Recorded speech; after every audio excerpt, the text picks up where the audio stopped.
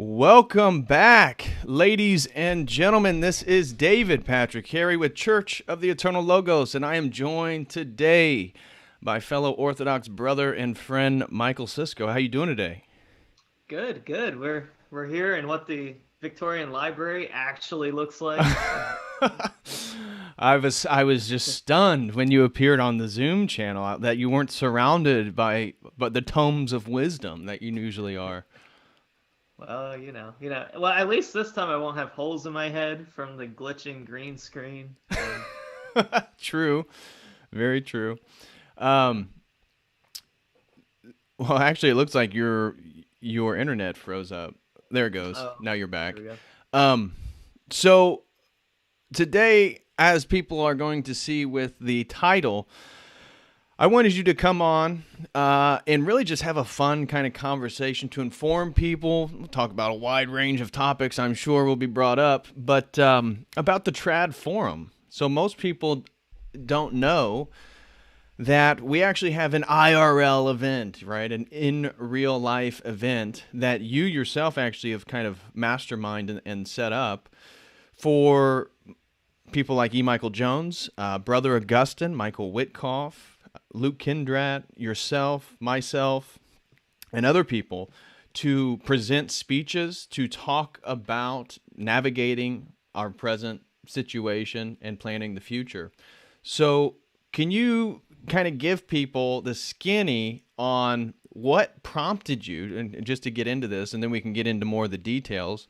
Because, by the way, anybody listening, buy some tickets, contact Michael Sisco. So get to that point where the pragmatic is. But what spawned all this? I mean, you're kind of behind all this, and you've gathered all the speakers. So speak to what kind of prompted it all. Well, when the idea initially came, this was before this was the idea for it was before all the election madness, well before all of that. But I felt like I guess the right wing movement in general was lacking a lot of energy and direction. But I felt like the traditionalist sphere with trad Catholics and Orthodox Christians, we were kind of having this budding of energy and kind of a network building organically online.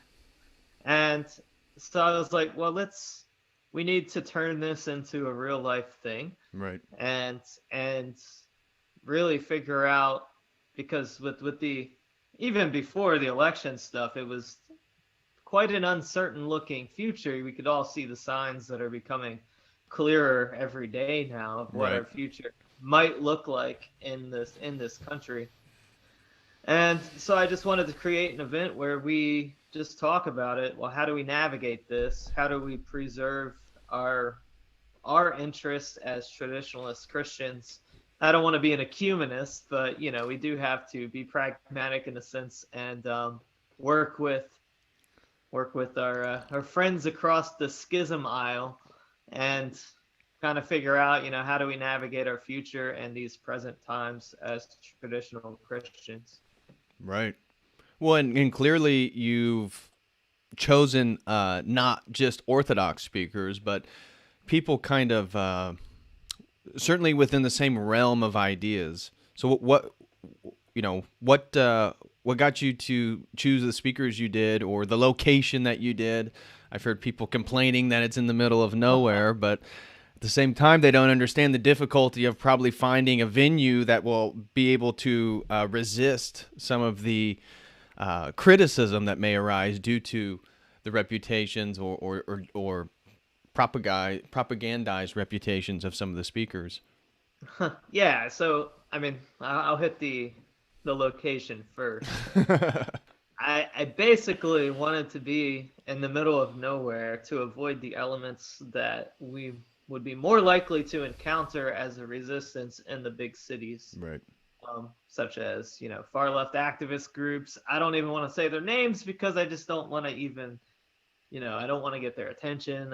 We're trying to avoid the attention of certain groups who might cause problems. We do have security in place, but that's the reason it's in the middle of nowhere, basically to to avoid the wrong attention from the wrong people, and we can just go out and have a good time with ourselves, undisturbed by madness.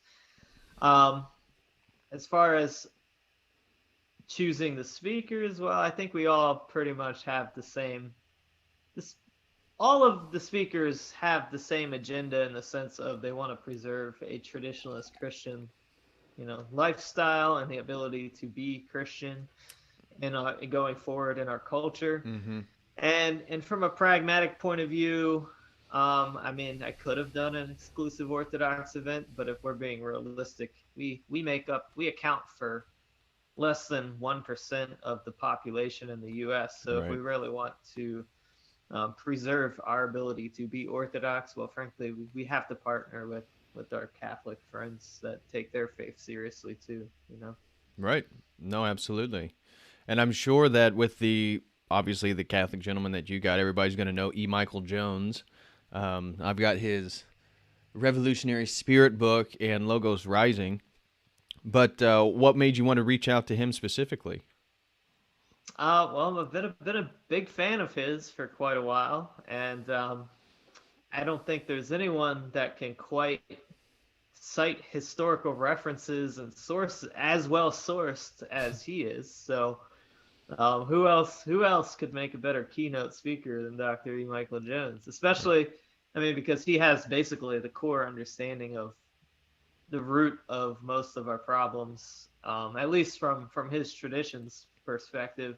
That he might disagree might disagree with us and Jay Dyer on like the schism being the root, right? Yeah. But, yeah.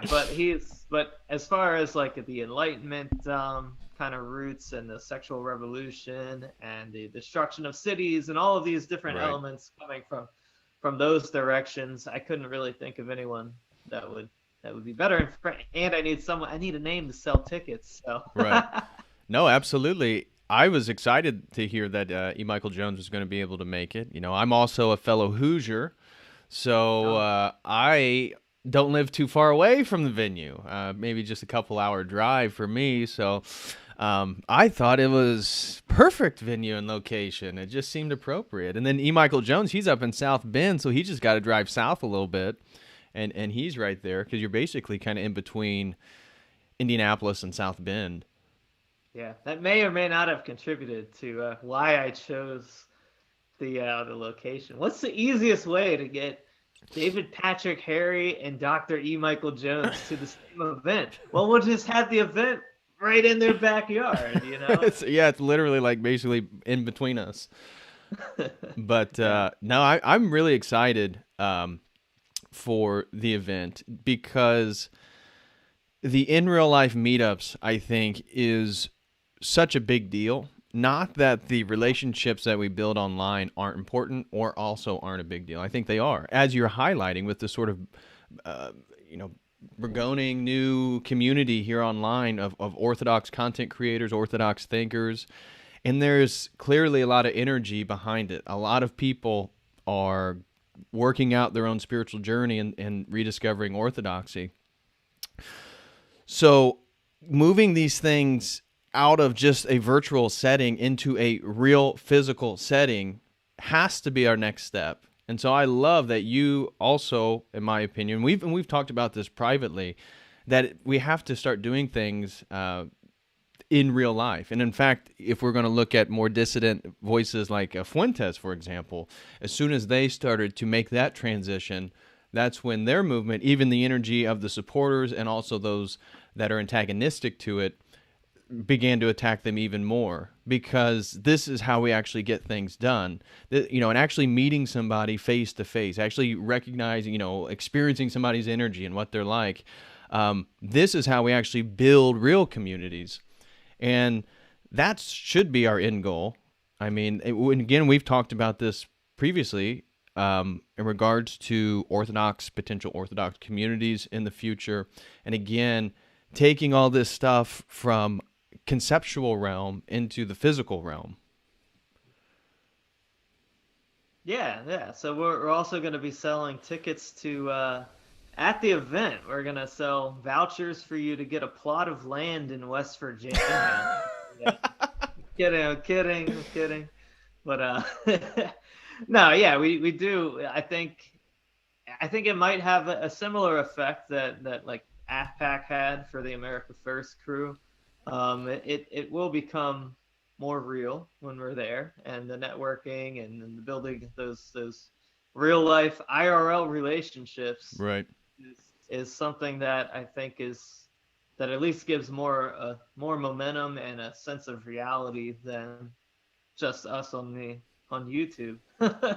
So No, absolutely. And for again to the just the nuts and bolts of it, how do people buy tickets? So right now we have uh, we have many tickets available, but there's only a limited number, and the guests are allowed to bring or the speakers are allowed to bring a guest as well. So we do have a limited number of tickets available, but where can people go and purchase tickets? What is the process? So right now we are using Eventbrite tentatively because, well, they have a history of shutting events like ours down, but I think we might get away with it. But Eventbrite, just search up the trad forum and it should come up. But also some people don't want to pay with, they have privacy concerns, so they might want to pay with crypto. You can send me an email at saintsedward@protonmail.com or michael.sisco@saintsedwardmedia.com. And I can give you instructions. I can send you the wallet. You can just send some crypto over and we can get you on the list that way. If you don't feel comfortable putting your name through Eventbrite and whatnot, we can work something else out for you. And if they wanted to just purchase the ticket straight from you, can they do that? I mean, some people may not be familiar with Eventbrite. I've never heard of it before myself. Oh, yeah. I mean, you can send me PayPal. You can PayPal me, Right. or you can send. I have a wallet for the company. So For let me then pull up. Let me type in your email in the chat. So okay. the way that they should read. So I know Saints Edward Media at. I'll telegram it to you real quick. Well, I don't want to open up Telegram while we're doing all this. That's just more Oh, processing, unnecessary search. processing power. I'd rather just type it at Saints Oh yeah. Edward Media at gmail.com is one. Yeah, I don't use that one as much here. Well, just tell me what it is. What email do you want? Let me type it. Just tell it. Just speak. There you go. Michael.Sisco@saintsedwardmedia.com. Okay. There you go. I have like 10 of them. So, So Michael.Sisco@saintedwardsmedia.com. Yes, sir. Yeah. Michael.Sisco at. Okay. So Michael.Sisco@saintsedwardmedia.com. There we go. Guys, I'm posting that email right now in the chat. So if you want to PayPal or use your crypto or I don't know, you work it out with Michael. Maybe you're going to send a money order or I don't know. I do have a PO box, so I mean, you can send checks. I mean, that's fine. There you go. See, I know some people, they're all about the privacy, so that might be exactly what they're looking for. Yeah, PO Box 151, Kaiser, West Virginia 26726. Kaiser, West Virginia. Was that on purpose or you just happened to stumble upon that location? This was actually kind of an accident living here, but So how have you liked your move to West Virginia? it's pretty awesome. I don't have to worry about getting shot outside on my own street, and don't have to look over my shoulder constantly, you know. And I'm allowed to carry, so I carry a firearm now. What are you It's cool. carrying? It is a Sanic TP9 SFX. It's just a 9 mil, but pretty sweet. Nice. I'd show it to you, but optics. I know exactly. They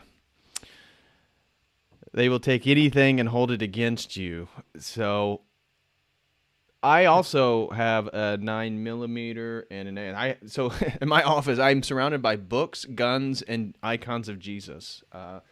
So it's a very interesting dynamic going on in here in this office. But you were Nice. living in the D.C. area, or was it Maryland? Where were you before your move to West Virginia? It was Baltimore. Baltimore, okay. And you had Yeah. grown up there, correct? Yeah, well, the Baltimore area. I actually grew up in a town called Columbia, Maryland, which is a suburb right in between Baltimore and DC.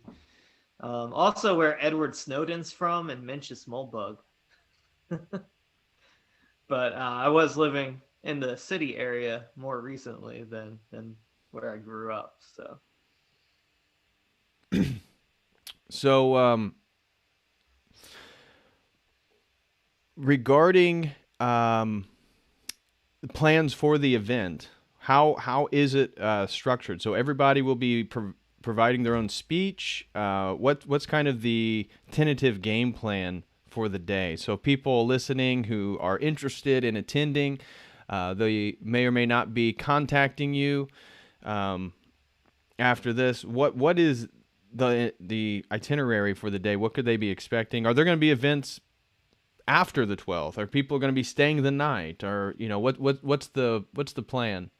well, if we have any post events, it will be impromptu. Maybe we might raid a bar or something afterwards if they're open. But now the what you can expect is dinner first. We're gonna be providing dinner for everybody.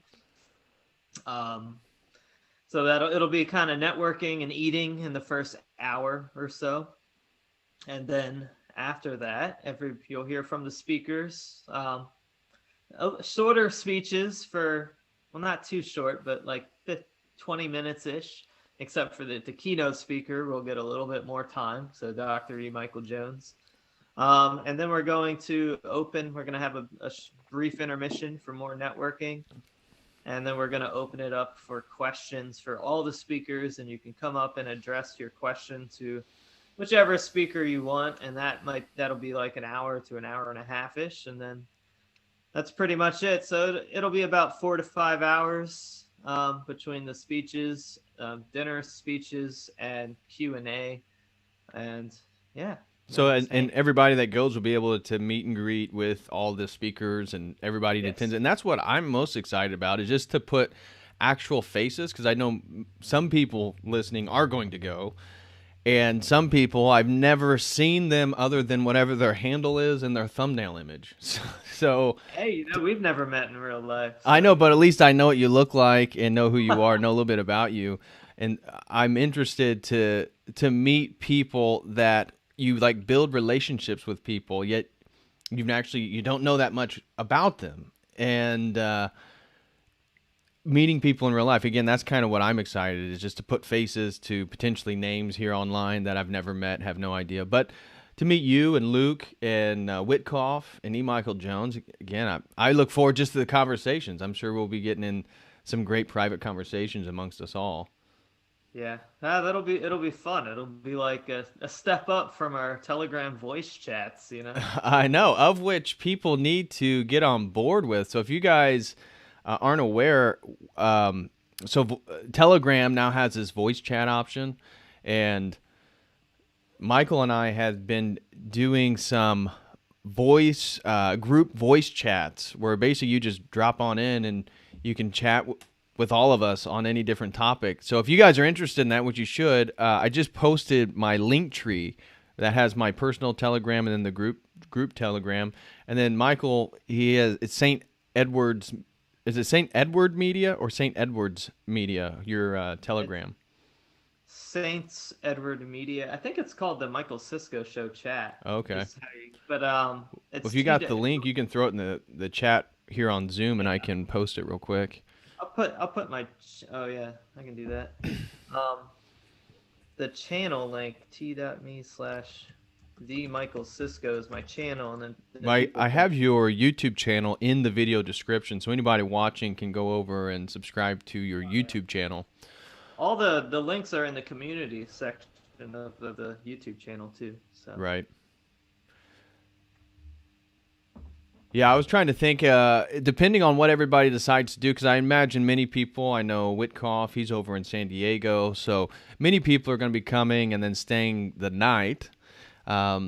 So if people are staying, I'm kind of open to just getting a room for the night, staying up there, and going out to dinner, having fun, just hanging out with everybody, because we're not going to get a whole lot of opportunities to do that, generally speaking. Hey, are there any Cracker Barrels in Indiana? Oh my God, yeah, about every major exit. Yes, maybe we could do breakfast at Cracker Oh Barrel the yeah, next morning. get Let's go. get my old timers. Maybe we should sell VIP passes to Cracker Barrel. Yeah. Well, another thing related, you mentioned about potentially setting up an option for streaming, or is the event going to be recorded? Will people potentially be able to purchase a recording after the event? What's kind of the thoughts on all that?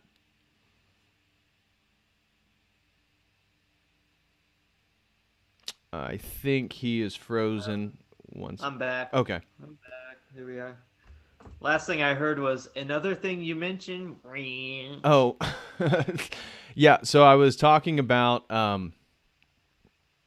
the video option. So something that we had mentioned privately. I knew it was going to be a little bit more of a hassle to set up, but potentially recording the event. People can purchase the recording after the event. Your thoughts, maybe purchasing an exclusive live stream link to the event.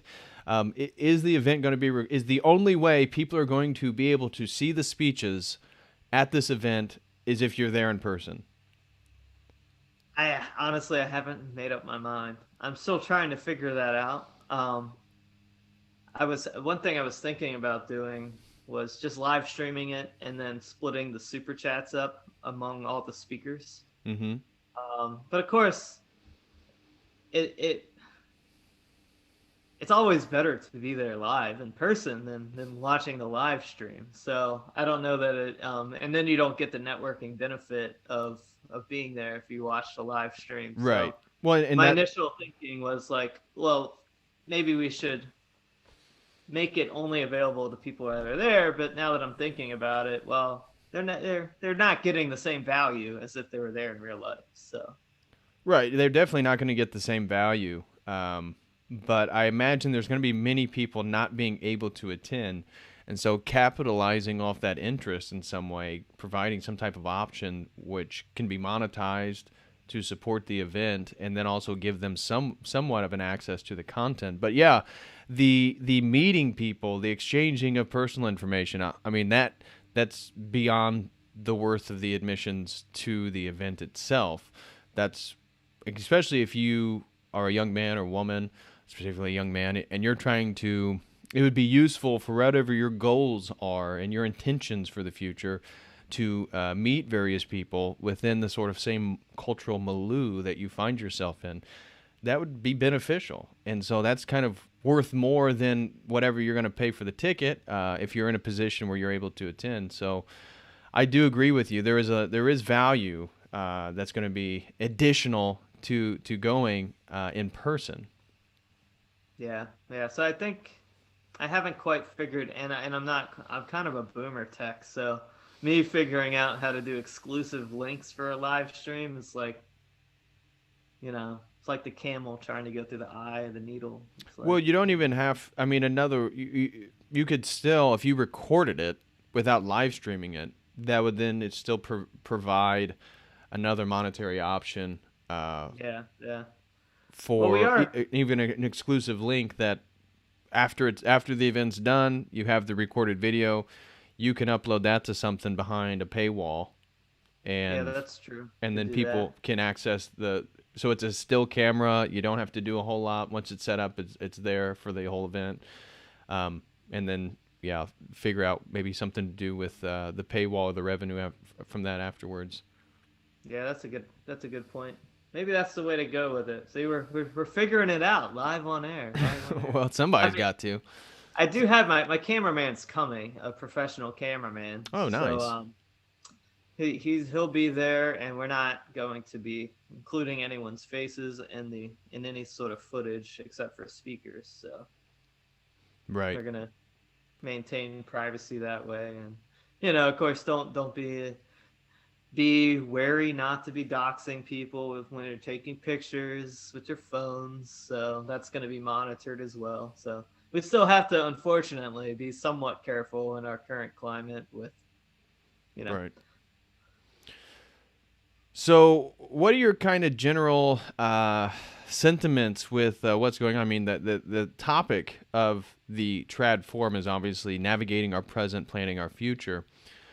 Um, Clearly, our present is a very interesting and precarious situation with the passports, the immunity passports that are being presented. We're already seeing, I saw a clip of an Asian woman. I'm not familiar with what her title was, but she was on Cuomo's CNN show and basically was freaking out because of the states opening up at a 100% capacity, and that she was very open about why this was so detrimental and a negative, because it's taking away the carrot that they can dangle in front of people to go get vaccinated. And again, you could tell that she was very worried about this.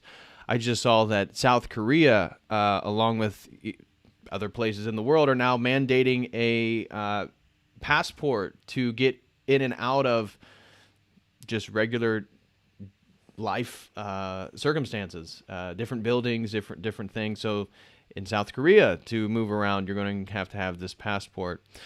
What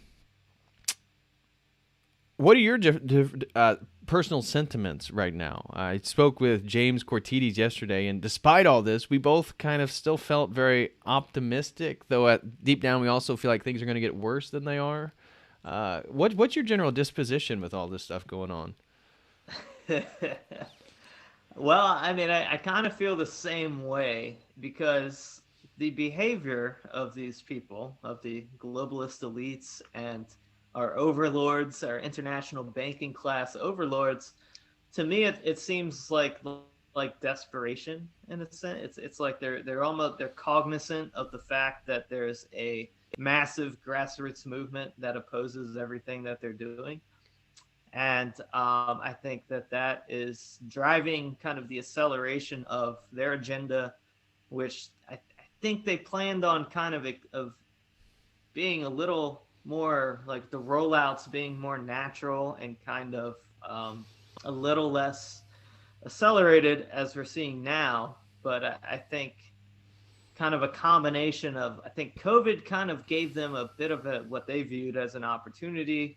Well, to push things. Okay, so with the framing that you just laid out, it seemed like some of the things that are happening in society are separate from COVID. In my mind, they're tied together. I see it as a pandemic, and I see the whole COVID thing as an orchestration from central power, basically the billionaire class, the globalist class, to do exactly what you're doing. Do you see them connected? Do you see them disconnected?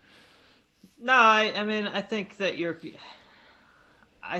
correct. I mean, I think that I mean, there's a lot of rabbit holes, I guess. Yeah. A ton. And so I'm not going to pretend. Right. Yeah. We're speculating here, people. Yeah. Obviously, I'm not privy to any information he's not aware of. We're just spouting our opinions. I'm just pointing out the obvious. They're definitely using it to be a vehicle. I was just curious what your general perspective is on all this. Yeah. Well, I mean, I know the virus is real. I mean, I've had it. And I recovered in 5 days. It was very, very, I was like, this is really what we're all worried about. It's because you weren't triple masking. That's why you got it, bud.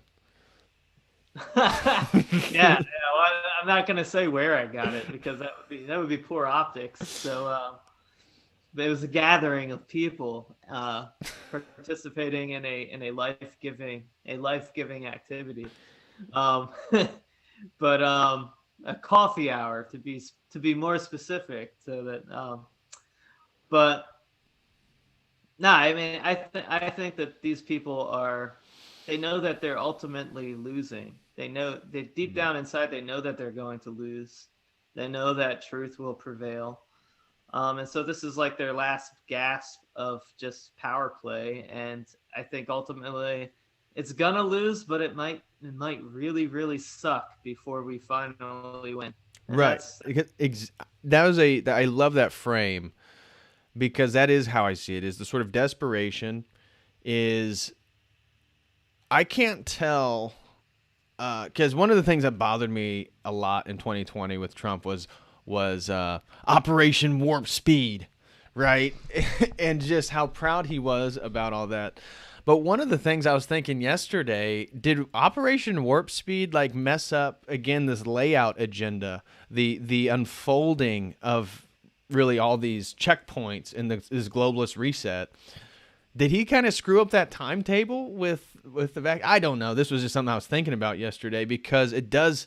After I watched this Asian woman, it was like clearly they're freaking out. Like you said, they know they're going to lose. That's it's slipping. The control is slipping out of their grasp, and that's why the overreaction. Like Trump's voice can't be on social Facebook now, right? What was it? Facebook and Instagram. What were the Facebook, Twitter, Twitter I mean, too? It was like it's like their policy is you can't even impersonate Donald Trump. That's considered crossing the line. You can't. His voice is now just too much. They're gonna ban my voice. It's gonna be banned. Every platform. It's gonna be huge. So just the fact that that's where they're at now, that doesn't seem like to be the behavior of people who are really confident. It seems to be that they've been working on this thing for years. Now they're trying to implement it, and it's slipping out of their hands. People are waking up. What's sad is obviously, and James and I were talking about this yesterday, is how many people are going along with it. That even though we were talking about the propaganda of the homosexual stuff, the LGBTQ stuff, and though it's everywhere in regards to propaganda when you get online, when you get on TV, when you go out into the world, you don't see it as much. But when you go out into the world, you do see everybody wearing masks and doing absolutely irrational things. So it's like clearly the propaganda of the inverted system works on well over the majority of people. Yeah, well, I don't know how true that is, because so when you look at like Soviet Russia and Russian culture, they will be people from Eastern Europe and people who are under the Iron Curtain, so to speak. They are still hesitant to discuss politics with people that they don't really know, they don't trust. And I kind of view some of this behavior, I think a fairly large amount of it is probably the phenomenon that we saw in Russia, which was, hey, look, we only talk about this around the kitchen table. And then outside, we placate the regime to avoid going to the gulag type thing. Well, I don't see how that would be representative of the American psyche whatsoever. I think that because that is a collectivist psyche, and this country, generally speaking, doesn't have that. Obviously, I think that is the cultural tension, is the collectivistic psyche is the progressive mindset. To a degree, I see your point. And I don't know who's right. I'm just saying that it seems like in America, though, that framework of 1917 doesn't seem applicable in the same way to the American context, even though it seems like most people are moving in that direction. Like the whole idea of freedom, the whole idea of speaking out, protecting your liberties, being the American patriot. Like we have a culture for that, though. Obviously, what's very obvious and apparent now is that this far and few between of people actually willing to occupy that mantle. Well, yeah, I think that's breaking down on several fronts because, and I don't think that's necessarily a bad thing, to be honest. So, because a lot of that whole attitude was created from an American mythos that was really has its roots in like Rousseau and the revolutionary spirit that has Enlightenment roots that is really foreign to our Christian tradition, to be frank. Okay, but when you say our Christian tradition, it's totally consistent with Protestantism. That is the Christian tradition of America. Yeah. And so what I'm saying is, I think that view is breaking down on, when I say several fronts, I think also that there's a reactionary right-wing movement that is growing, that is breaking down that view. And then you're also having the progressive collectivism breaking down that view. And so I Yeah. kind of think that the traditional American, I don't want to say traditional because that's what it is in the American context. The historical kind of American mythos is crumbling because it didn't really have a solid foundation to begin with. Agreed. And the progressive vision, for at least they have a vision to offer. It's evil and it's disgusting, but you're basically having this polarization happening between the reactionary right, the progressive left, and that whole the old way of American thinking, Yep. hyper individualism and pursuit of happiness. Well, that's just disintegrating Yep. because the reality of it is becoming apparently false, Yep. and that's what's happening. So, No, at least from let's continue with this because I think you're right. And this is where I think there's the Great Reset or whatever we're in right now is also an opportunity. James and I were trying to hint at this yesterday, but maybe we can go in a little bit deeper to this idea. Is when I was, because I think I saw a comment yesterday in the live chat, and I thought they were misunderstanding what I was saying in regards to being cautious regarding the Great Reset. It wasn't that I was defending the previous system as the end-all, be-all. It was just about their agenda. But as you're highlighting, this sort of breakdown, the lack of a foundation with the American mythos, as you're highlighting, that was really built upon homogeneity of society, right? They could totally get away with that as long as society maintained its homogeneity, which with the multiculturalism since 1964 with immigration, the evil one, if you will, or whoever that is up to, things, clearly was, attacked with the right weapon to destroy that unity amongst the American or American nation. So now that's what MAGA was trying to rescue. That's what, all this stuff, it's a mixture of different things. And so as you highlight, and you're much more familiar with the sort of dissident or the political right online community. So it does have a little bit of a different feel than traditional American politics. It is looking to try to find that foundation, which is Christ, and yet even in the right wing, it's like the pagan right. There's even a schism, between really Christ being that foundation or not. So can you speak to how the American right is transitioning right now? Because I absolutely think you're right that the previous mythos is falling apart. Yeah, well, I mean, I think it's just like the new like kind of reactionary right wing is just willing to acknowledge reality and sanity as it's you see, like, at least with the America First, like let's say Nick Fuentes, for instance, it's not solely what differentiates it from some of these other, I guess, right-wing movements that have failed in recent years, like with the alt-right and whatnot, is its ability to acknowledge reality in terms of demographics, but not also have that be the sole absolute, the grounding of your movement isn't based solely on ethnic identity, right? It can't be. Also, it has to be Christ is King, right? Right. And so, of course, there's these other elements of the right that will have overlapping agreements. And, of course, the left will take advantage of that to basically smear our movement. I don't remember where I was going. The question was... well, we were just talking about the transition of the American right and how the new... right. Obviously, there's an internal schism between the realization of Christ as that foundation, or really conceptual ideas, or then it becomes the racial thing, trying to move outside the conceptual into the physical, where again Christ offers all of that for us. Yeah, and I think a lot of frankly, the recent events of the election, basically, whether or I believe it was stolen. I believe that there was massive voter fraud. Yeah. Sorry to mess your channel up, but even if it wasn't, you have to acknowledge, and I think most Americans can see, that the stability and the validity of the system was obviously basically put in question.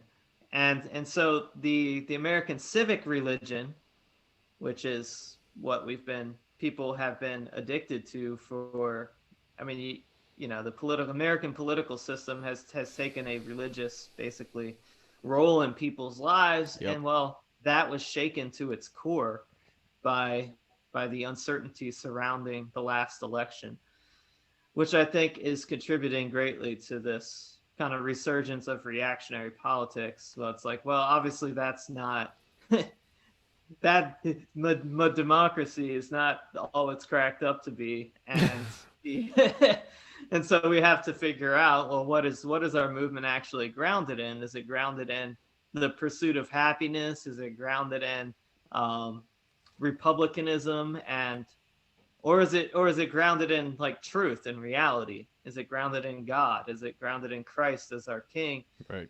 And I talked about this on my show the other day. As Americans, and we have to think about this as Orthodox Christians too. Mm-hmm. As Americans, we can appeal to there's two foundings in America, right? One, there are these Christians, and we still have to view them kind of charitably as Orthodox, right? They came to America and this is a couple hundred years between the second quote unquote founding, the one that the secularist mod kind of center left, center right people always appeal to. They came here to seek a better place to work out their salvation. And that's the original colonists, the Pilgrims, the founders of the Jamestown colony.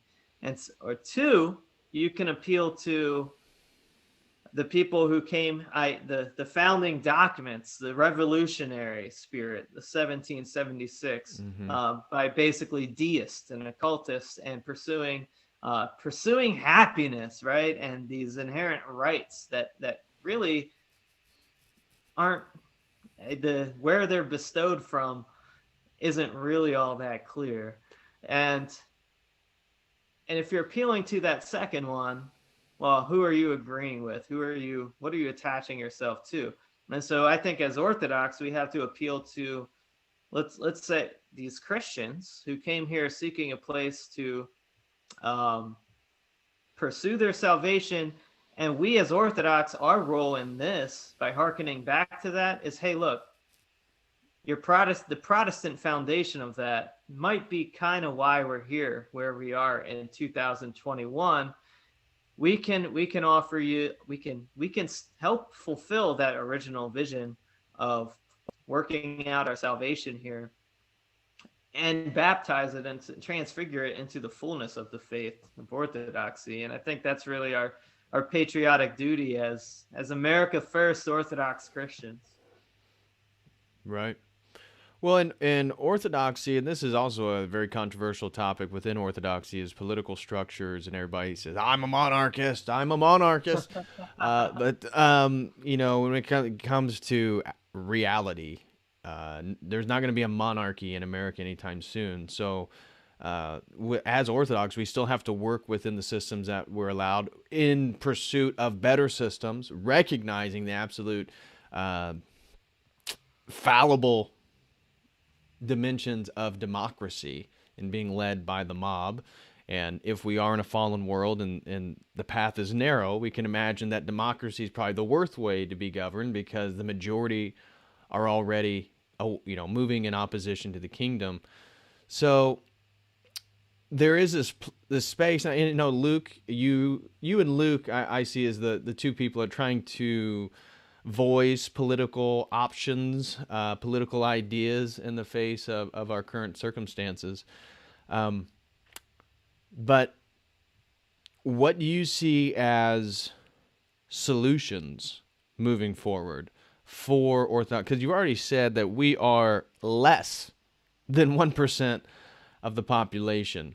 So as much as we get on here and we love, hanging out with each other in the live chats and watching each other's content, we are such a small fraction of this country that for us to have real impact, it's kind of laughable. So what are your thoughts for Orthodox Christians, and then I think this leads into, again, the trad forum, right? Building alliances with traditional values. What are some of the options moving forward? Well, first, maybe we might have to get overrepresented in certain fields, like like politics. But no, the path forward is, well, for one, we're not seditionists, so we have to engage the system through Right. legitimate means that we have. Um, but in addition to that, to pursuing, like running for off like Congress, and that's all good, and that's more my cup of tea for reasons, because it's really all I know. In the political realm, I've only worked on federal campaigns and whatnot.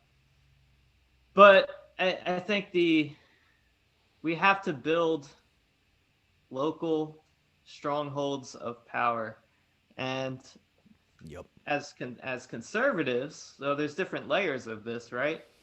We should really leave the blue states and move to conservative ones, for one, because if we're, I mean, that's kind of how the system works. We have to, people equals power, and unfortunately, you have to consolidate it in the electoral system that we have. We have to consolidate our power geographically. Right. But you can take that to, you should also be considering local municipalities, because if you're in a red state in a big blue city, well, that's not really going to equivocate to or equal a good life for you and your family. So you have to go to red counties, red cities, Right. red towns.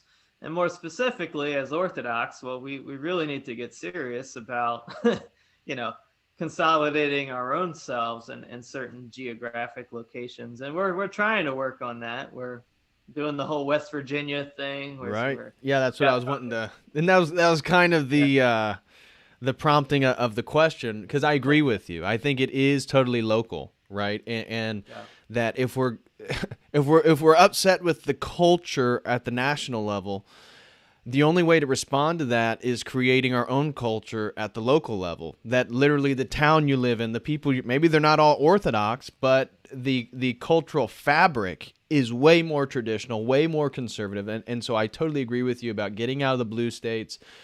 Stop giving your tax revenue to the enemy, even though, again, it's still going to go to Uncle Sam, which is, going to muzzle you and stab you with whatever experiment. So,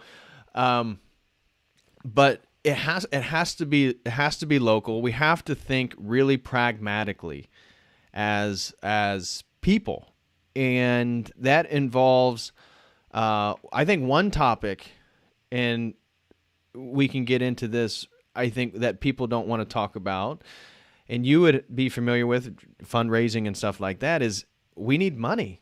That as Orthodox, it's like whenever you bring up money, oh, you're worshiping mammon. Oh, and it's like, guys, we want traditional wives. We want traditional families. As we were highlighting before we were talking privately, you're saying, the idealistic traditional marriage of a man supporting his wife that doesn't have to go to work, very, very difficult in the world right now, because the world's made to prevent a one income to support a family. But if you, like myself or other people, if your goal is to make enough money to support a family, and your wife can be a stay-at-home wife, like everybody says they want that trad waifu, you got to make money. You got to do something. If we're going to build communities, if we're going to move, if we're going to help each other grow, right? I mean, the fans that watch your channel, the fans who support myself, that money it's energy. It allows growth.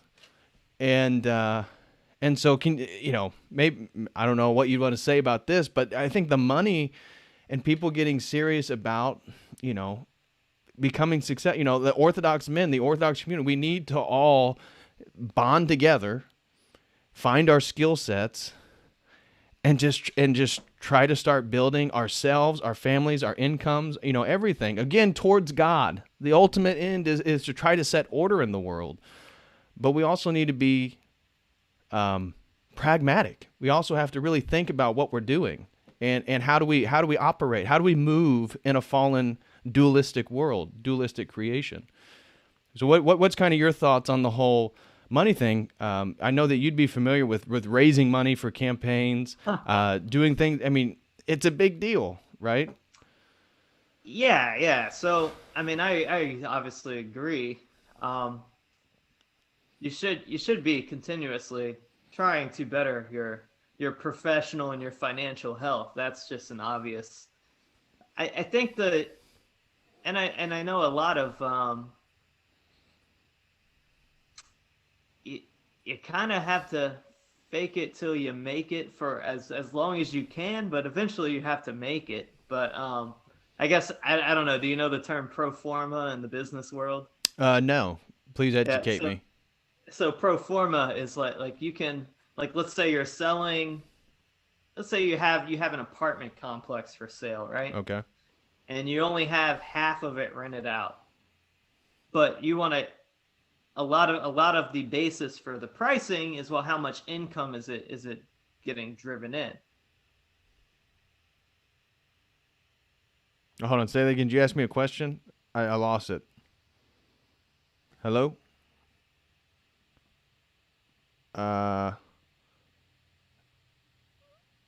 Hey brother, you're muted. I can't hear you. Oh, it's my internet. Oh, okay. Now you're back. Yeah. Yeah, I didn't. You said a question, or you paused. I didn't know. I was trying to talk to you. What was, back up about 10, 15 seconds. Okay, so I was basically saying like some apartment complexes will either sell by how much they're actually bringing in, or if the person selling it is a good salesperson and is like, will sell it based on how much it could be bringing in. Right. So I think we should be, when we're like prospecting for females and stuff, I think there should be a kind of a balance between, well, this is where I'm going. Right. This is what I will be doing. Right. Because I mean, we do all have clocks, right? This time is sort of the essence it when is. it comes to reproducing and building that partnership and finding a wife. And I'm saying this as a 33-year-old single guy. Well, luckily, as a man, you can still reproduce at any age, and yeah. as you become more successful, your value only goes up. It's true, and so I agree with you that our value should be higher, but I also think that we shouldn't stop like pursuing those. Oh interests. No, absolutely. And some people are going to find the perfect woman who is willing to go along with you to build, and that would be ideal for all of us. So I would never want it to, I just to clarify, because I don't want to make it sound like we should not be pursuing those things. I think we should. I think just being a little bit more pragmatic, because some of the rhetoric I've heard from private conversations with some of the Orthodox guys is they want all this traditionality, yet what the role of a traditional man is to bring all these other things to the table. And I don't think we talk about what all those other things are. We talk a lot about being the spiritual leader. We talk a lot about being a father. But we don't talk much about making money. We don't talk much about providing a safety net for a woman to be that mother. And as soon as you get into there, some people get offended. Some people call you names. All of a sudden you're worshiping mammon. But it's like, how are you going to afford 5 children? They don't have a real job and they want to trad wife and have 5 to 10 kids. It's like, dude, that's not cheap at all. What how are you going to make that happen? But you should be pursuing it even if you don't have the money. But I'm saying to implement it long term, you're going to have something. Yeah, you have to have goals. You have to be putting the work in. And I think ultimately, women are generally good gauges of that. They're gonna say, "Hey, is this guy?" They'll be like, "Okay, well, he doesn't have a lot now, but he's working towards it, and he's working towards his goals." And some women, I think, kind of have that's what they do, because they control the kind of they're gatekeeping basically, because. But I think a lot of them do actually instinctively kind of know, is this guy, is he where he might not be where he wants, but he's moving towards it. Right. And he will provide a secure future. So, but you just do the best you can, and that's all you really can do, honestly. Agreed. But agreeing with what you're with exactly with what you're saying, I want to continue on that point. Is the woman, if they encounter you, again, myself or anybody who doesn't have the stability that you're trying to get to have the traditional lifestyle, to have the traditional family, they have to submit really to your program. What is it that you're pursuing? Again, unless you want a woman that also has a career, has also other ambitions. I'm just talking about from the people who keep framing what they want as this traditional framework.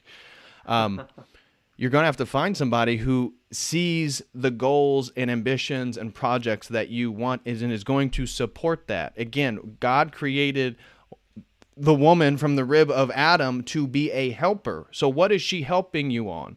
If her helping you, if she's getting with you, finds out that your whole thing is just to find the woman, there's not a whole lot to help you with there. You have no momentum in your life. You're not going anywhere, right?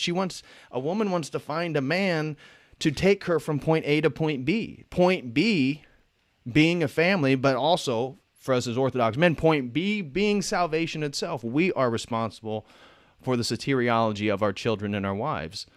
So we then have to realize we have a lot of responsibility, and we have to make sure we bring all the traditional values to the table if we're going to be demanding traditional values from a woman. Yeah. Well, I think, honestly, I mean, you do have to, like, being a traditionalist doesn't mean being, like, extremely rigid in your expectations out the gate, because you both have to understand that we are navigating a really screwed up system. And so, maybe she might have to work for like the first year. Oh, sure. While you finish up a project or whatever. Yep. And I mean, people are like, you get these spurgs that are like, oh no, women should never work. And I'm like, yeah, well, we're not there yet. We're not. Right. Our society is totally screwed up. Right. So, you do what you have to do until we have brought society back into a position to where we have an economic system that is sane. We do need a reset. We just need not the Klaus Schwab reset. So. No, exactly. No, I totally agree with you there. So when I say do what you have to do, I don't mean OnlyFans. No OnlyFans. Yeah, just had to clarify that. Well, it's so disheartening. I just saw a thing on Twitter today of some girl posting her payout from OnlyFans, and it was like $75,000 for the month. And I don't know. I just got a little down and out, just thinking how I'm just trying to get myself a little family, have some kids, a little piece of land, and I can't make anything over here. And if I had a vagina to spread my legs and show to the camera, that maybe, just maybe, I would I'd be able to afford everything that I'm looking for. It's not worth losing your soul over. Exactly. No, it's not. And I can go to sleep very well at night, which is very nice. And that's worth more than any sort of money. But in regards to this whole Orthodox movement in society, where do you see as the sort of prime locations for the general coagulations of communities? Organically, it seems like a ton of Orthodox people are in the San Diego area. And there's a lot of people over in the Washington, D.C. area.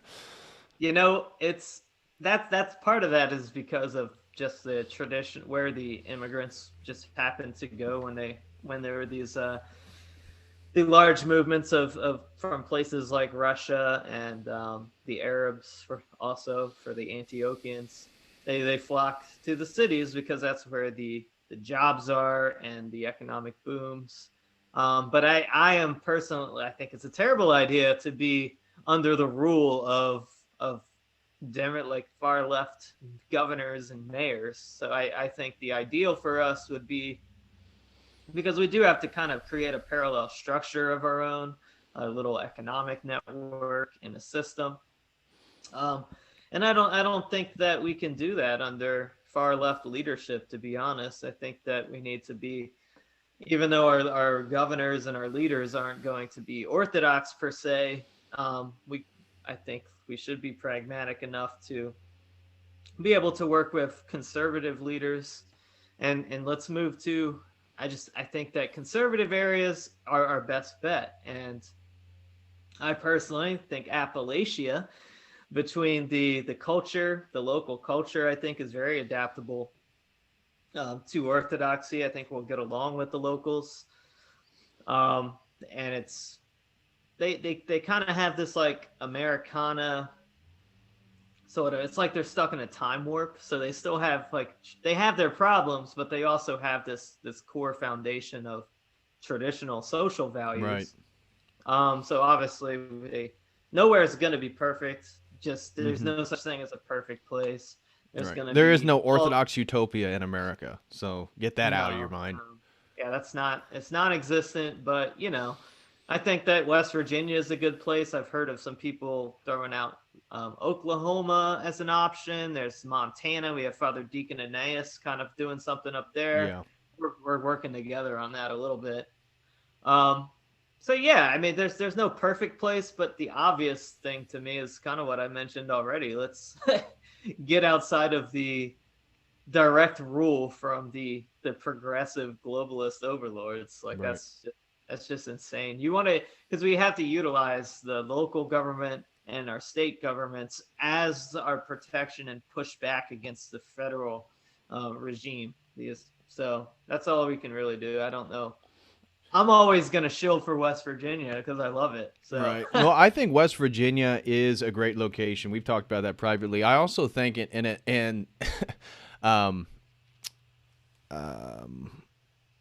somebody just mentioned it in the chat. Oh, William Watson. He said, I prefer the Ozarks. I think Missouri is a great option with the politics that they're putting in place there. You have water sources like the Ozarks. You can get land fairly cheap. It's kind of in the center of the country, depending on where you're at and what you can afford to move. And so in my mind, I think, the South, Appalachia, really anywhere besides the coast, coastal blue states, large cities. You got to stay. And ironically, Orthodoxy is kind of a metropolitan religion. Most of the churches are in cities. It's not a rural faith because there's not a lot of us. So they're not going to be building churches out in the country. Yeah. But that kind of is where we're all going to start going. And back to your point with the finance, honestly, part of that is leveraging what wealth you do have to maximize it. And these rural areas like West Virginia and the Midwest, and these are places that you can really get way more bang for your buck. And frankly, you don't even need to make as much money to live in the way that we want to. Right. Just leverage your assets a lot better when you move somewhere like West Virginia and you can get 78 acres for like $165,000. Like that's crazy. And that's considered still high because the market's high right now for real estate. But right. Somebody said, what about Alaska? Degeneracy seems to thrive in warmer climates.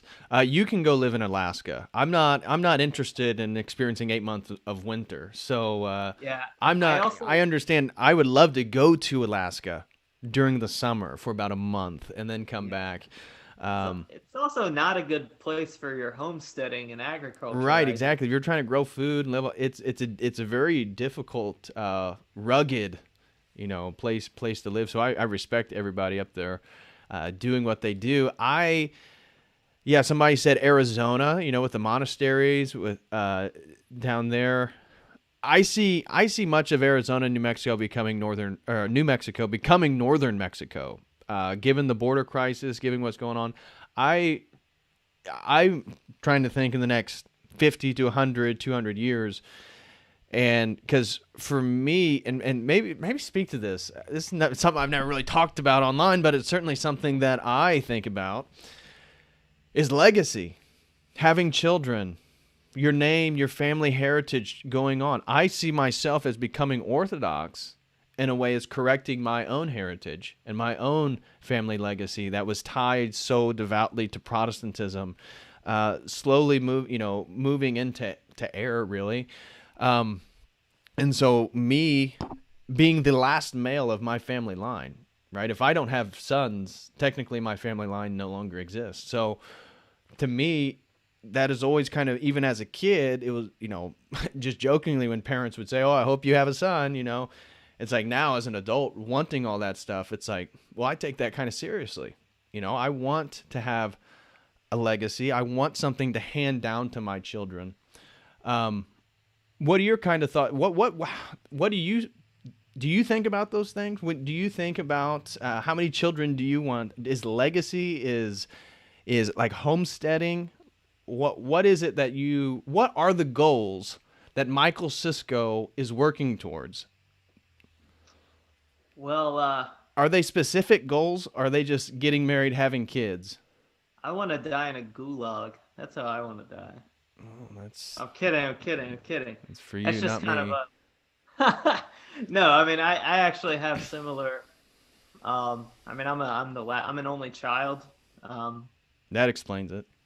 And so, and I am also the last male from my grandparents' line. I mean, my grandfather had brothers, so there are other males with the last name, but kind of I do think about that, and I would like to have at least 10 kids. So, and we're running out of time. I do want to. That is one thing that I obviously want kids. I would like to have that family, that like small church in miniature, because I think about it more from like my head is always in like society thinking, like thinking about society and the family as being the foundational unit of every society and culture. So I think that the way to contribute the most to society is to build the solid family, and that's how you build it from the ground up. Amen. And so that's the way that, I mean, that's really the impetus behind, I think, just the natural desire as a man to want to do that. That's kind of the motivation to do that. Because if we really want to baptize our nation and become a baptized into Orthodoxy nation, well, we have to build with the family, and that's the only way to really do it. Especially, and there's nothing, well, I don't want to say there's nothing that the establishment can do to stop it, because they are pushing those shots and stuff. But but it is kind of the biggest power play that there is, and the most difficult one for them to overcome. And we can see this because of the basically the undermining of the family with all of their propaganda, with birth control, the LGBTQ agenda, right? Transitioning your children without your permission. Yep. In Canada, they'll take your child away if you don't approve of the transitioning, or you don't refer to them by their new pronouns. That happened to a father. Yeah, that's insane. But yeah, I mean, that's it's obviously the most important thing, which is why it's the most vehemently attacked thing. So yeah, I think we should have as many children as we possibly can. Agreed. For the greater good of our people and our country. Agreed. And that's why you need money, and building that Orthodox economy, as you were talking about. I think an ideal future, and what would be part of the networking at the Trad Forum is, again, whatever your skill set is. Maybe you code, maybe you build things, maybe you're a plumber, whatever it is. It's like, we eventually need to start purchasing from each other if we can. And that's why if we were in a local area, we then could fund each other. If just theoretically, again, this isn't going to happen, but pretend tons of Orthodox people lived in the same town, and then you occupied all the niches of the economy. And then when we purchase, you need somebody to come do your electrical work. Again, we're funding each other. That would be the ideal. That is a thriving community. That in-group preference is something maybe we could learn, that would aid us in real long-term growth, long-term development, long-term power. Are you saying that we need to get into banking, Mister Well, Patrick? I'm not big on the usury, um, but I don't know. Just because that's how I see what you and I do. I mean, maybe this will be another my next question for you. You know, for me, I've been very open that this is a business, that Yeah. I don't have any options. I need to make money with Church of the Eternal Logos. Guys, go to my website and become a member. Right? Send super chats right Yeah. now. Super chat. Can we get $150 for Patrick right now? Let's do it. Who's gonna step up to the plate? Because if you do it now, many blessings will come your way. Yeah, I would never go that far, but this is a business. This is trying to make money to build towards that goal. How is it that you see yourself providing that life that you are wanting to move towards? Is it going to be through the online activity? Again, for me, the funding from the audience is them. You know, it's just like that economy, right? I mean, that's literally, I live off your guys' generosity because you appreciate what it is that I'm trying to do. If we could do that at a larger scale, that would be sustainable for us as a community. But what is how is Michael Sisco going to, build this family that he wants? How is he going to make money and lay out this foundation? Oh man, Patrick, I'm not supposed to spill the beans until like Tuesday. I see what you're doing here. I see what you're doing. Um, Let me see if I can say this without giving away too many details. Um, I mean, obviously, I work in politics as my main. That's kind of my main. Between campaigns, I do other things to, for self sustenance. And not really sufficient enough.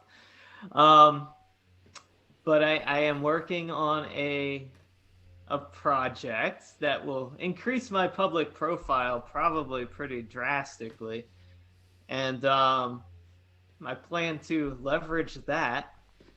Whether or not I succeed in the, I guess I'll drop one hint in the electoral goal.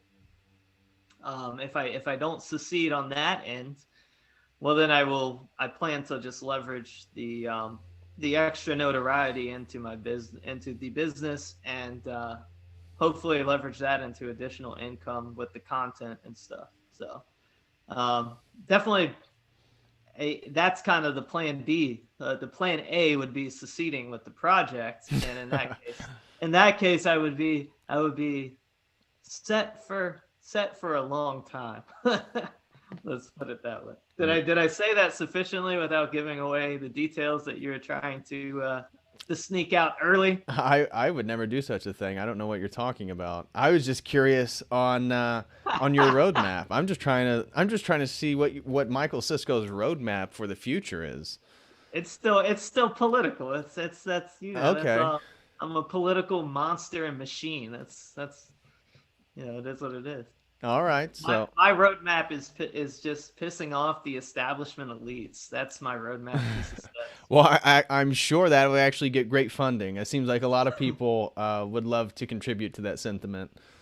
Well, for people will be able to contribute. Unfortunately, I will not be able to use the funds for my personal self. So we'll probably raise about, if you guys want an understanding of the scale of what we're doing, we're probably the project itself will probably raise more than $1 million probably. So, Woo. Yeah. I've never seen that much money. I wouldn't know what it looks like. Well, I won't be able to use it for myself, so it's gonna be kind of weird. So, we kind of hit on everything that I wanted to talk about. We're basically just about an hour and a half into our conversation. Is there anything else you'd want to say before getting into some of the super chats? It looks like some people are mentioning that Orthodox could open up a sort of a credit union or a. I think that would be an interesting idea. I've actually written about that years ago. I wrote a piece called "Banking for Our Future." in which traditionalists, Christians, and dissidents should be working on trying to do something like that. And I know there are some efforts, but I'm not sure that given like the regulation and the ties to the people that are regulating and their sentiments, I'm not quite sure that that's viable. I think maybe looking for alternatives that are viable to banking. I don't know. I'm not. I think that's one of those things where I'm like, well, it's an idea that we need to pursue, but I need smarter people that have the resources and the knowledge to go about bringing that to reality. Right. So related to that, in regards to all this building a business thing, it's like that is the guillotine dangling over my own head is the payment processors, right? I make no money if PayPal decided one day to just end it, because right now PayPal is the main vehicle for much of the website, super chat, all this different stuff. That if I were to get banned, if YouTube, it's like I'm not like, big enough. Go ahead. There's Subscribestar, which seems to have been able to avert the payment processing problem. And St. Edward's is actually switching over. So I'm actually moving in out of ownership into just the CEO role with St. Edward Media because of my upcoming project. But they're switching to receiving, basically trying to switch completely to cryptocurrency as opposed to USD. And so that's one way around it, I guess. But yeah, no, it's always going to be, it's like whack-a-mole. If one thing bans you, and then you gotta, I know that's basically how the social media companies are. You're always popping up on something else until you get banned. Fortunately, I haven't been banned, but I keep trying to follow the crowd wherever they're going. Now I'm on Odyssey, but that's a nightmare in itself. Continually trying to chase the crowd to all these different social media platforms. The nice thing about Odyssey though is they sync all your videos. They don't sync all of them. It showed that it was 223 videos. I had 223 videos that were synced, but none of my live streams in the past week were up there. I thought that was strange. Oh, huh. Well, they actually I think the live stream function on Odyssey just went live like today. Oh, really? Ooh, well, Yeah. that's a game changer, and that's kind of what everybody was excited with Rockfin, is they allow you to live stream and have their own sort of payment schemes there, which is certainly nice. But yeah, with the payment processors, it's such a threat to any dissident voice. Shoot, I don't even try to be a dissident voice. I just try to talk about interesting ideas, and still know that I'm at any moment could potentially lose every little bit. It's not, this thing's so little that I've made. It's nothing in the grand scheme of things, but it's all I got. Yep. Well, let's hit them super chats. Yeah. So I was wanting to say about the cryptocurrency. Unfortunately, because I also am now offering crypto, you can support COTEL through crypto. But I think you had a gentleman on talking about long term, and it seems like the crypto market itself has already been kind of compromised, if you will, by the same major players that already exist in our financial industry, the same players that we're upset with right now. Yeah. Well, I mean, that leaves you with BSV as basically one of the alternatives outside of the mainstream coin, and it's actually the most capable as far as transactions go. Like, you can actually have near instant transactions with BSV, which is no other coin that I'm aware of can do that. So. Right. So in regards to super chats, we had one from Paisios who threw in $2 and said, "Please ask EMJ to sing the Neocon song." I'm not going to ask him, but I'm sure somebody might be interested in asking him that, and I wouldn't be surprised if he actually would sing it. So that would be hilarious. And sounds like a question for the Q&A portion. Oh yeah, perfect, exactly. Great idea there. Yeah. So Paisios, if you, hopefully just come and attend, and you could ask him yourself right there in person. If not, maybe somebody else will, since you've already thrown the idea out in public. It's in the zeitgeist now. Ephraim threw in $10. Thank you so much, brother. He said, is there an Orthodox economic system that has been implemented in history? The only one I know of is the Byzantine Empire. I'm thinking of a community-driven system based on Sobornost. I'm not sure what that is. Was the Byzantine and Russian systems good examples? Michael, are you familiar with the Sobornost? Sobornost. I think it's Sobornost, or I'm not quite sure.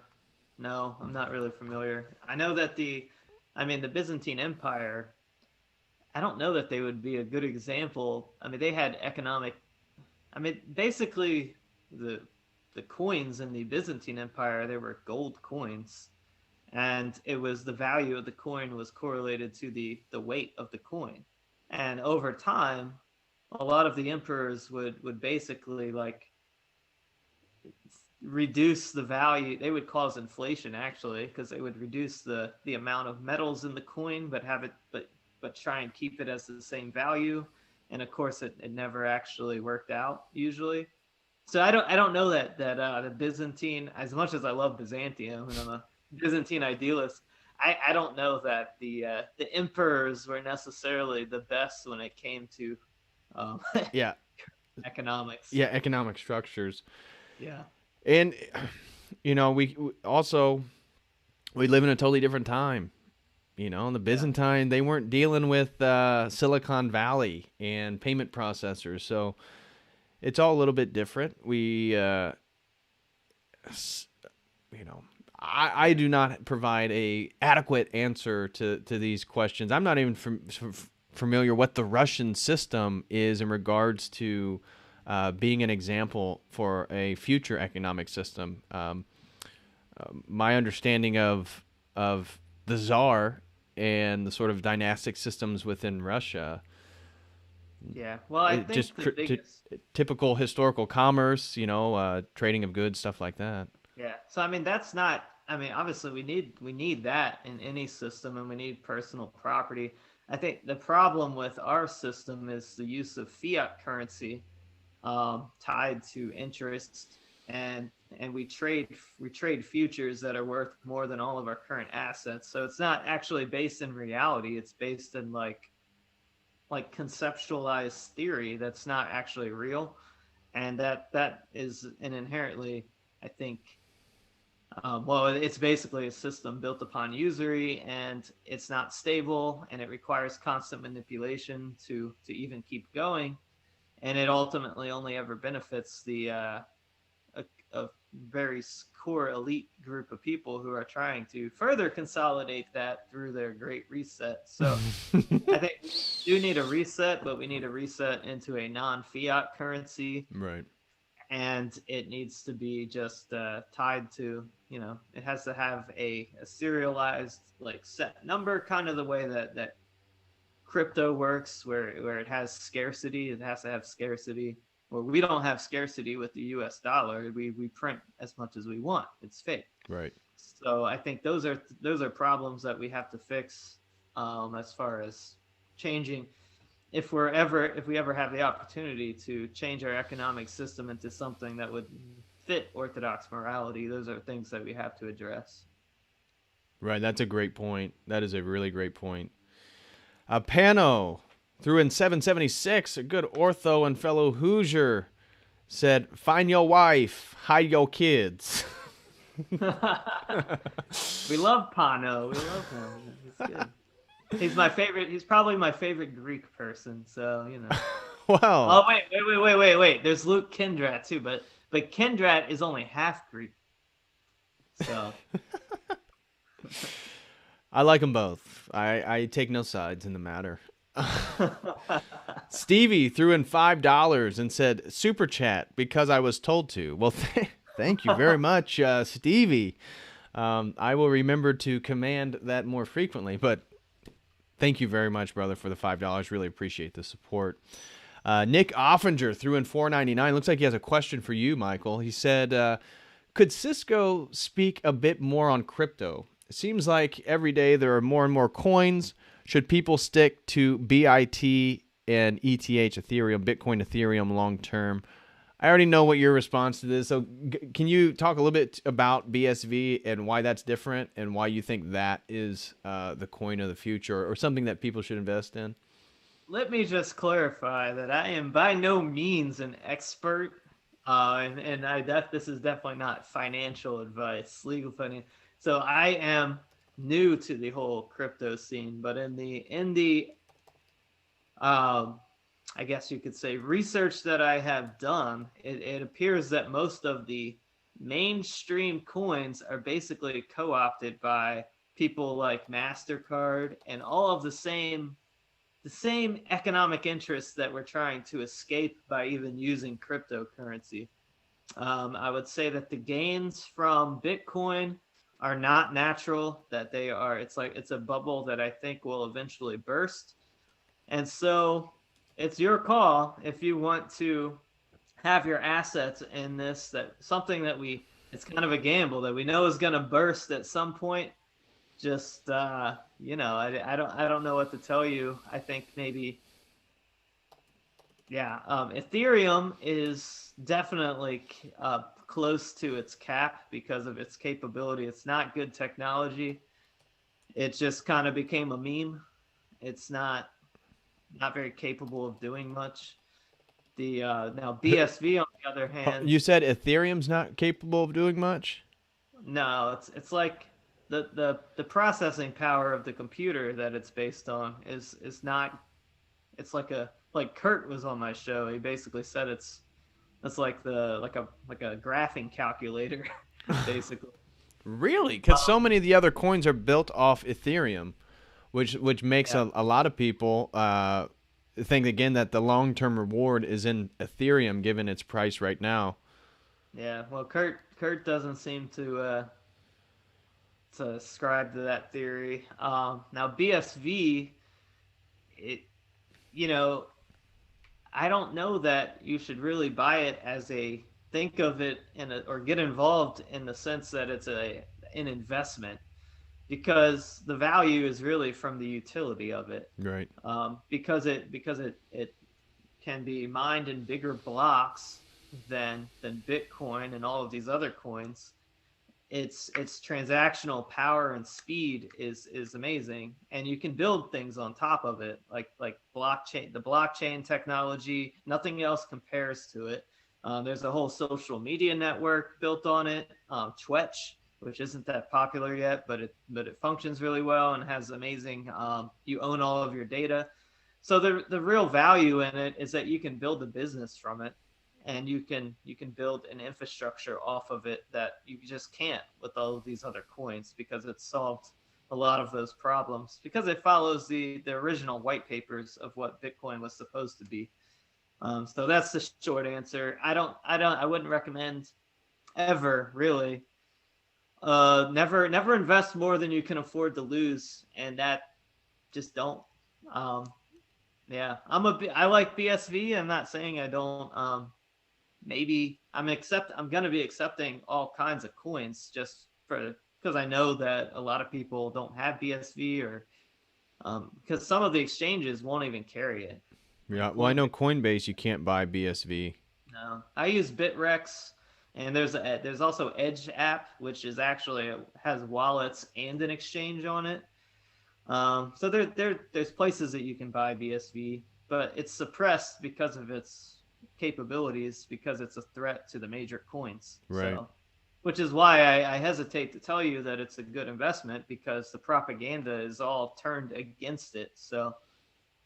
Right. Well, it is all speculative, and at the same time, there's real rewards. I know that I've doubled.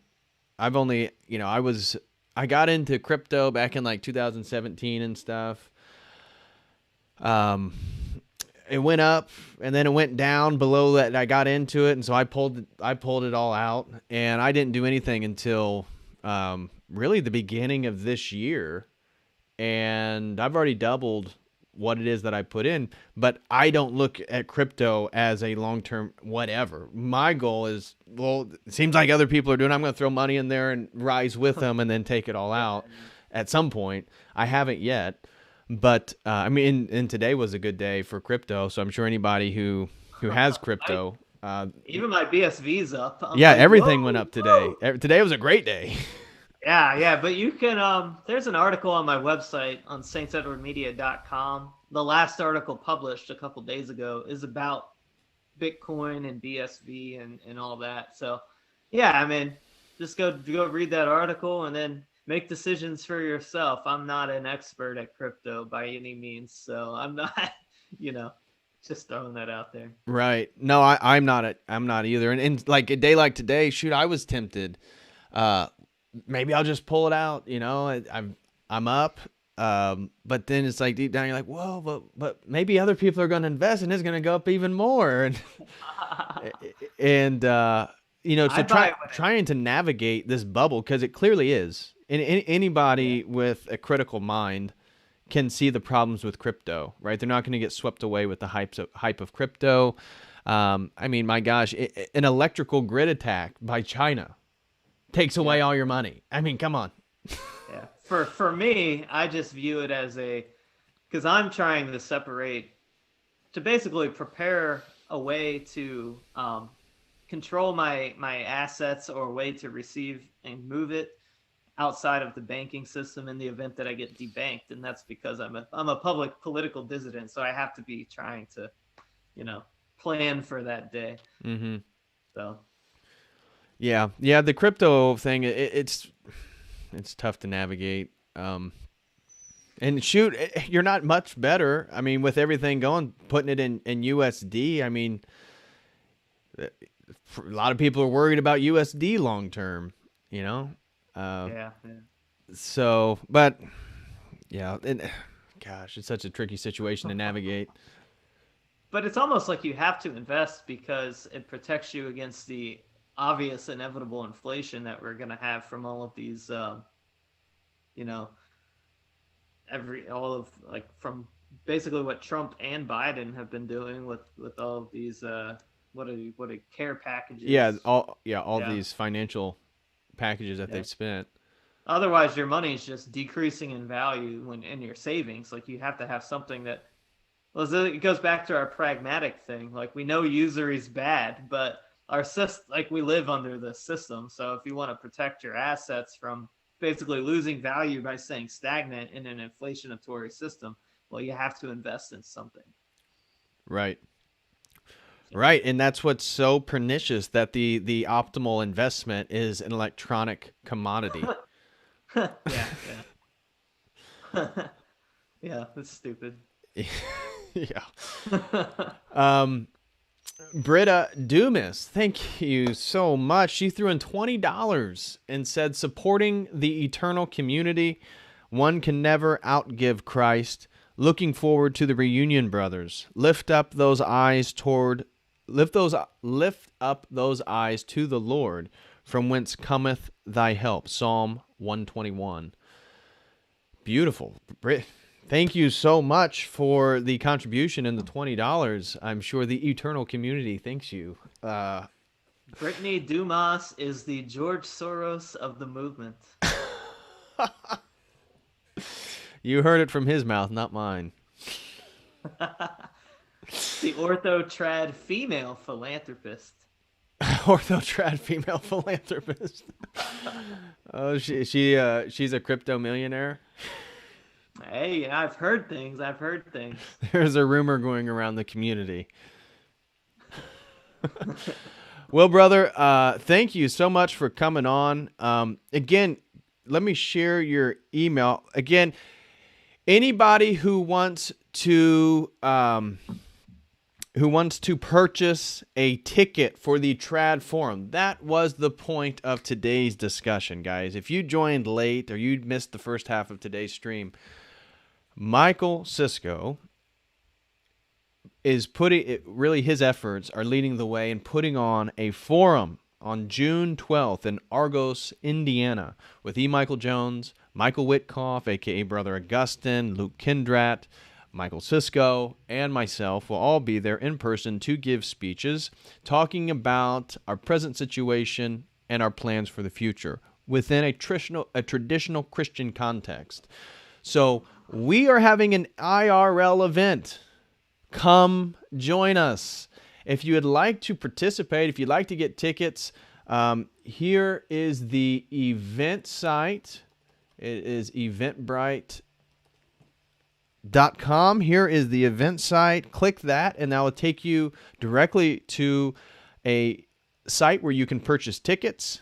If you would like to contact Michael directly, you'd prefer potentially to purchase anonymously or use that crypto money we were just talking about, you can feel free to give him some of that. Here is the website or the email address he would prefer you use: michael.sisco@saintsedwardmedia.com. So check those out, please. If you would like to be there, we would love to meet you. I would love to meet you. I'm sure he would love to meet you. Brother Gustin wants to meet you. E. Michael Jones, he may not want to meet you, but he will once you're there. But please join us. I guarantee it's going to be so much fun, and I really looking forward to meeting everyone. You've already met. Who have you met in our community in person? You've met Luke. I know you've met Luke. Met Luke. I've met Michael Witcoff. Oh, when did you guys meet? Because he's in San Diego. We went to a retreat at a monastery together a couple of years ago, actually. Oh, wow. I didn't realize you guys knew each other that long. Yeah. I think it was 2 years ago. So 2000, it was either 2018 or 2019. Probably 2019. So. Brittany said Georgia Soros will not be there. Georgia Soros. That was clever. I mean, let's obviously there are some differences. You don't exactly look alike. I particularly cringe when I see George Soros, like a picture of him. Obviously. Was this an ethnic shot? Well, they're both Meds, right? Okay. Brittany's Italian, right? Oh, okay. I'm just kidding. No. I just mean that she gives us that she's very generous is really all I mean. Clearly. So thank you so much, Brittany. I greatly appreciate it. But yeah, guys, please come join us. We would love to meet you. Click that link that I just shared for eventbrite.com if you'd like to purchase other than using your debit, credit card, or a PayPal account, I imagine. Contact Michael directly at michael.sisco@saintsedwardmedia.com. Again, that email address is in the chat. If you would so happen to appreciate what I am trying to do over here on Church of the Eternal Logos, and you would like to contribute, please become a website member. I just posted that link in the live chat. I will be recording a video today to put on the website, and then Sunday, I think I'm looking to do a stream on the concept of logos within Greek philosophy. We'll be beginning with Pythagoras and working our way really to the Stoics, or Plato. We may stop before the Stoics, but we're going to encapsulate. I think that'll be a really fun discussion, and half of that will be on the website, half will be a live stream for you guys Sunday or Monday, so you can expect that. But if you appreciate it, please go to the website and sign up. Please go over to Michael Sisco's channel and subscribe. Open up, click description, let it drop down. His link is right there. It says Michael Sisco's YouTube channel. Click that link and go subscribe. And again, contact him if you'd like to come in person and network with us. We'd love to get your contact and chat and see what's going on. So is there anything else, brother, that you'd like to leave with the people before enjoying your weekend, right? TGIF. Yes, keep a close eye out on my social media on Telegram, t.me/themichaelsisco, or on Gab @michaelsisco, because Monday or Tuesday will be a pretty big announcement, and so it's gonna be big. It's gonna be fun, and it's gonna be a wild 2 years. Oh, what could that possibly be? So I just shared your Telegram in the live chat, guys. Also, please click my link tree. Again, become a Telegram subscriber. Join our group chat. We have tons of fun. Michael and I both have done live audio group chats where you can hop in. You have a Telegram account. You can hop in. 20 of us can be chit-chatting and talking about any topic. So really fun stuff. Make sure you join Telegram. It's a better alternative to many of these mainstream platforms. So please do that. His link is right there, and so is mine with the link tree. And the link tree will give you about 20 other links to all this different stuff. So thank you, guys. I think that pretty much wraps it up. Thank you very much, Britta Dumas, a.k.a. Georgia Soros, for your $20. I greatly appreciate that. Thank you, Nick, good Orthodox brother and friend. Thank you, Paisios. Thank you, Pano. And thank you, Stevie, for the $5. Thank you, Ephraim, for the $10. I greatly, greatly appreciate all that. John Anon said Michael Sisco for president. Uh-oh. Maybe some people are putting dots together. Yeah, I don't know about all that, but anyways, guys, thanks again for everything. Michael, is there anything you want to say before hopping it off here? No, not really. America first, Orthodoxy first. Let's go. All right. Amen to that. Guys, I will see you Sunday or Monday. And until then, as always, God bless.